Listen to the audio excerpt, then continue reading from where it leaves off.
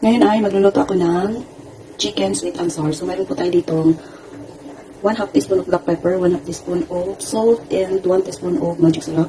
Tapos, 2 tablespoon of cornstarch at saka 1 egg. At saka ito po yung ating chicken. So, imamarinate po natin to. Kaya, tara, let's samahan niyo po ako.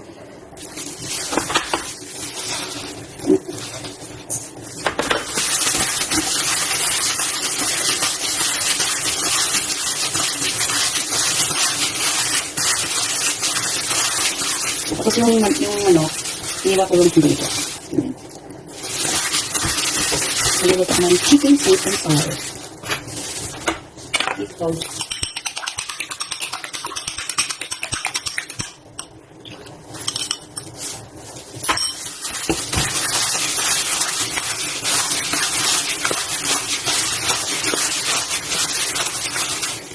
Sino po siya?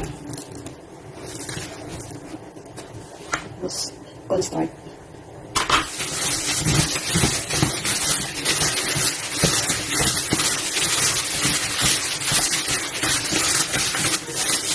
Marinig ko muna ito siya ng 1 hour. Balik siya ito para natin po yung lasa.